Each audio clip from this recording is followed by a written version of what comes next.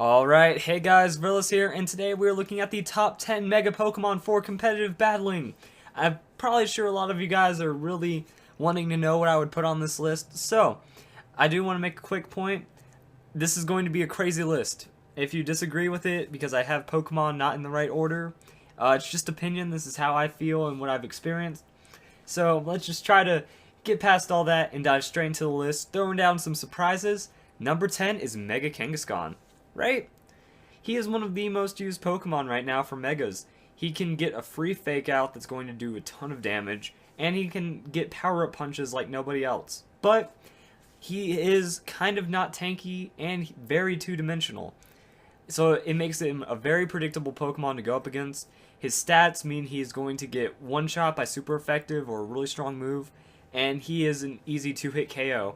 Since he takes 2 turns to set up, that first power-up punch doesn't do a lot of damage. It's hit or miss if he can really get rolling or if he gets stopped early. And I feel that's just too much of a point where, you can't make up, where he can't be a really strong Pokemon. So, let's keep going. Number 9 is a dual spot. Already breaking rules on this list at number 9. Mega Garchomp and Mega Scizor. Mostly because they do the same thing as Megas. They gain a bit more tankiness and they lose their access to items, therefore they're slightly weaker but more consistent. They make it on the list because they are already insanely strong Pokemon that under certain circumstances get stronger through a Mega Evolution, which is terrifying to think of. But overall, you kind of lose out on like a fast sweep with them. If you have a Scizor, you go into that Bullet Punch with Technician, that's going to be a stab bullet punch, and then you have a choice band. Same with Garchomp. A choice band Earthquake is not going to have too many things that say, hey, I can stop this. However, by giving up the choice item, you're getting tankiness, so it makes it easier for you to set up a Swords Dance. As long as you don't get hit by a 4 times effective move, you're going to be fine. And with Scizor, he can turn around a bullet punch like no one else still. So, still very strong Pokemon, just their Mega Evolution doesn't utilize them like it could. Alright, number 8, Mega Gyarados. Mega Gyarados is a tanky beast that just disrupts and makes your life hard. He goes and throws down a taunt if you're trying to set up. He can Thunder Wave you if you're faster than him. He then gets access to Dragon Dance so he can get really strong, and he has a Stab Waterfall move that just crushes you. He has Mold Breaker, so a lot of things that could be used against him, just he shrugs off. He is an annoying tank that doesn't let anything get in his way. Okay, so now we have number 7, Mega Blaziken. Yeah, I am kind of being really crazy with this. Another extremely strong, consistent, overused Pokemon to some people is just low on the list, number 7. Why? A lot of things really just stomp him out. The thing that makes Mega Blaziken so strong is his speed boost ability. First turn you use Protect, you're going to be faster than anything else on the field for the most part. Unfortunately, there's a lot of pranksters right now. You get that Thunder Wave, you're going down, like your speed drops, and now you don't have your one gimmick anymore. So it's too easy to stop that gimmick. Also, Talonflame. Gale Wing counters Mega Blaziken really hard because you get a flying move right into the fighting. Boom. So Mega Blaziken extremely strong if you're not ready to stop it, but your one gimmick, if it gets cut out, you're going to go down. Alright, number 6, Mega Tyranitar. Mega Tyranitar is he's a tricky Pokemon.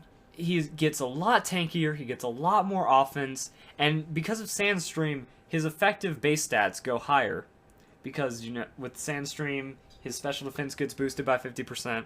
So now he becomes a really well-rounded tank. He can use Curse to just do some silly, silly things. Get really high offense, round out his defense, get super special defense. And since he's a slow Pokemon, refreshing that Sandstream is very important.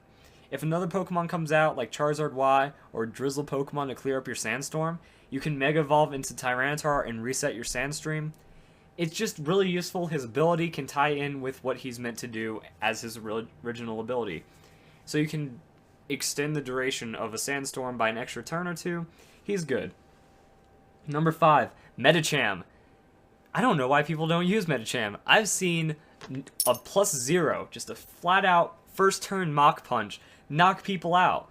pure power doubling that attack with a stab move. And if you max out his offense, he becomes an extreme threat.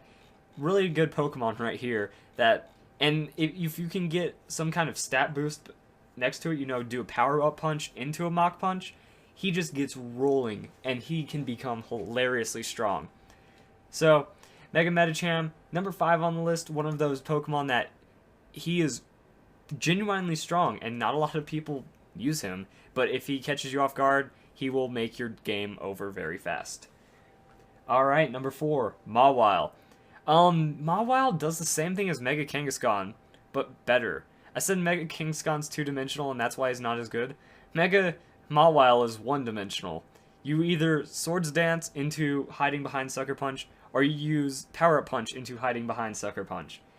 Thing is, with Mega Mawile's ability, that huge power doubling those stats, a lot of things that if they just try to come at you full force straight on, you're just going to Sucker Punch them down without even trying. So he has a better 2-dimensional option that's just overpowered and strong, and that's all I can say about Mega Mawile. Number 3, Mega Aggron. The ultimate wall of Pokemon. He becomes the physical defensive setup as a Shuckle with much more health. If he's in a sandstorm or has screens protecting him, he just gets a lot of boost in his special defense. He can stat up with Curse, he can stat up with Rock Polish and turn into a legitimate sweeper that doesn't take damage. Only having one type and filter, he is perfect tank right here. Number 3, because he can just be annoying and damaging. Number 2, Mega Pinsir. If any of you guys follow Shofu, Shofu has showed why Mega Pinsir belongs number 2 on this list. He gets Aerialate. I think that's Aerialate, whatever. Turns normal moves into flying type moves. Well, flying type moves, since he has a bug flying combo now, gets a 50% stab. Aerialate also improves the power of it by 30%. So what you're doing is you're getting a quick attack that then gets boosted to 50% and then gets another 30% boost. So you're getting a 78 base power quick attack. So that's a priority move that is pretty much an extreme speed now. Mega Pinsir gets over 400 attack. So that's going to be a very painful move. But what makes Mega Pinsir just top is that his defense and special defense get big. He can survive sometimes a super effective hit as long as it's not a rock move. So I mean, he's going to survive a hit, which means you can get into a power-up punch or preferably a Swords Dance. You get that Swords Dance going, you go into a super amazing quick attack, and I've seen just a Swords Dance Pinsir set up quick attack a team down from one hit. He is insane. Now, the moment you've all been waiting for, the number 1 Mega Pokemon in X and Y, according to my opinion. Disclaimer. Charizard Y. This Pokemon, you can tell that Pokemon was playing favorites when they made Charizard. One, they gave him 2 Mega Evolutions. And Charizard Y is just unfair. He gets Drought. Drought is an ability that's already taboo. Anything that sets up weather. But I mean, Drizzle and Drought were the 2 really hard to get ones. And now, you give Drought to Mega Charizard Y. You're getting over 400 special attack, that's now getting a 50% boost because of Sunlight, and a huge Fire Stab. You're just giving way too much power when you give him Drought. He also has a wide range of moves. He can get Heat Wave, he can get Solar Beam, he can get Air Slash. So I mean, he gets a great amount of type coverage. The only thing he's really weak to is rock moves, and if you can get a 1-turn Solar Beam on them before they get you, you're going to kill them first. He combos with a lot of Pokemon really well. And in double battles, getting that super boosted Heat Wave, you can go for 2 turns, just double Heat Wave if you're faster than all their Pokemon, and you can win games. So, I hope you guys liked my insight on the top 10 Mega Evolutions. If you were asking about when I'm going to do a guide, everyone on this list is getting a guide at some point. So, hopefully you guys will enjoy that. And I hope you guys like this list. hopefully there's not too much to complain about. Maybe you'll agree with me a lot of parts. Maybe you'll realize a couple things that you didn't about certain Mega Evolutions. I think Medicham will be one of those that's like, oh, really? Damn, he's good. So, I hope you guys like this. Share this video if you think I'm right, or if you want to just kind of help my channel along. Like, comment, subscribe, all those things help as well. And most importantly, have a nice day.